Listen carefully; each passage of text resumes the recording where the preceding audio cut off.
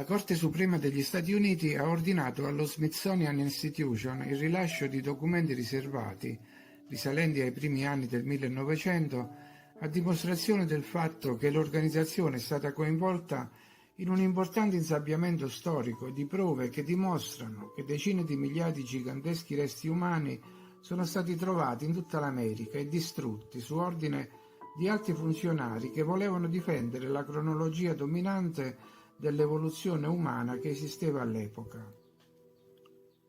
A muovere gli eventi in questa direzione è stata la denuncia dell'American Institute for Alternative Archaeology, che ha accusato lo Smithsonian di avere distrutto migliaia di giganteschi resti umani. Presi alla sprovvista da queste accuse, l'organizzazione ha risposto con una citazione in giudizio per diffamazione.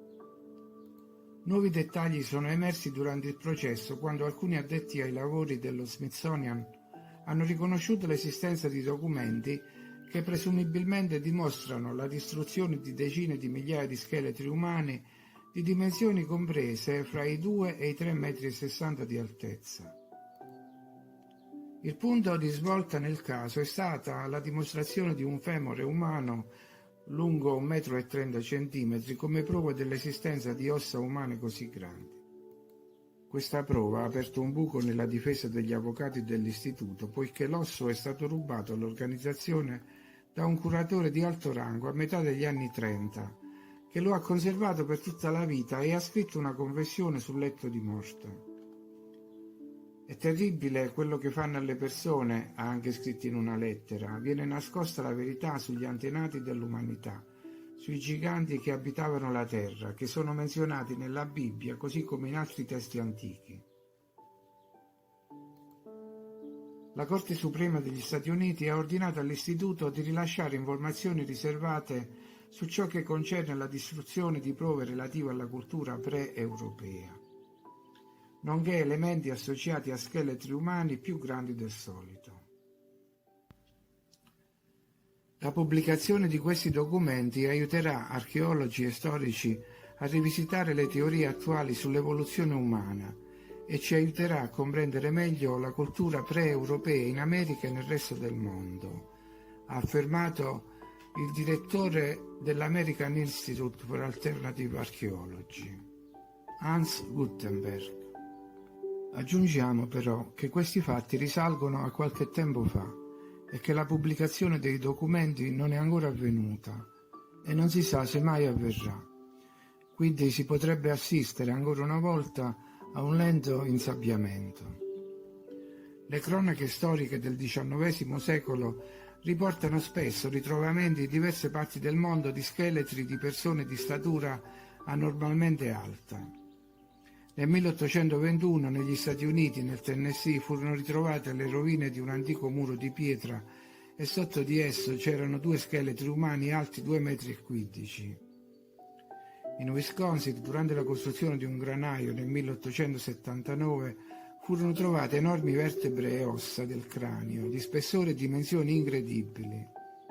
Secondo un articolo di giornale, nel 1883 furono scoperti diversi tumuli funerari nello Utah, in cui c'erano sepolture di persone di statura molto alta, 195 cm, che è almeno 30 cm più alta dell'altezza media degli indiani aborigeni.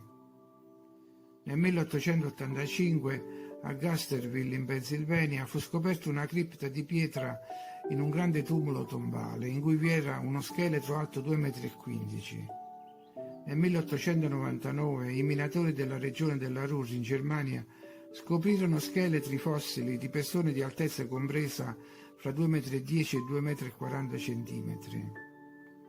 Nel 1890 in Egitto gli archeologi hanno trovato un sarcofago di pietra con all'interno una bara di argilla che conteneva le mummie di una donna dai capelli rossi di 2 metri e un bambino.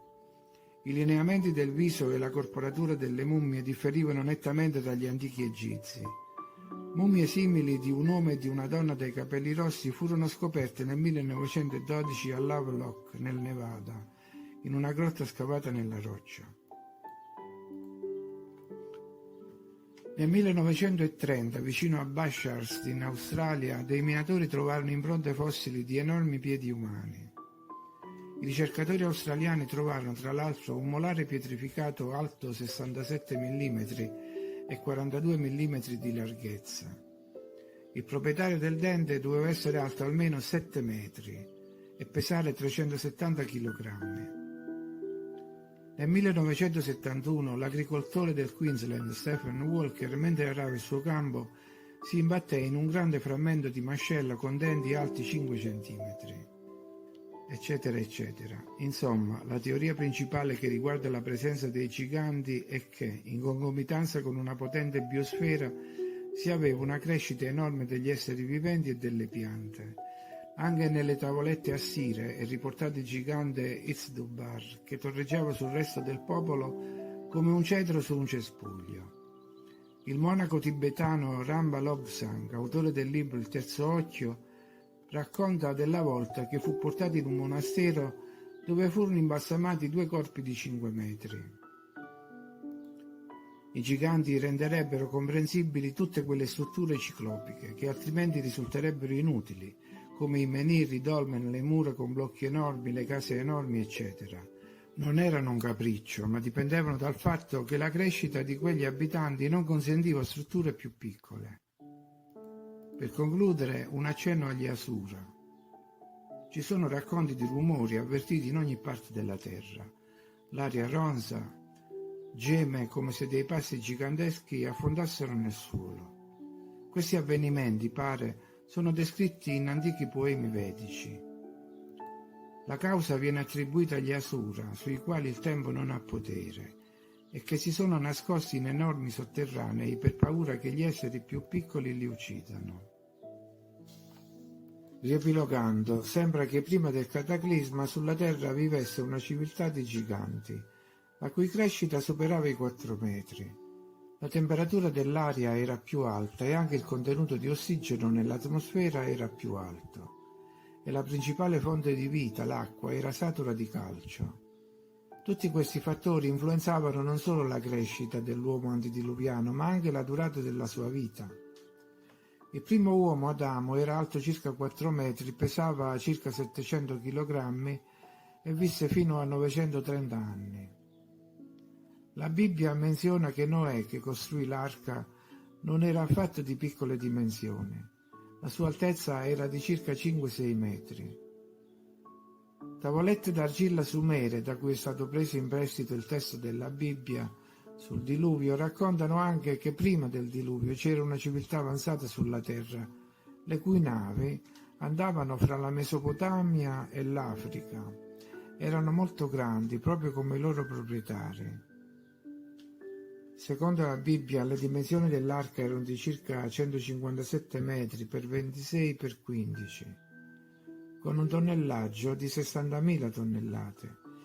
Ma se teniamo conto che la struttura era stata costruita da persone di 5 metri, allora la dimensione non sorprende più.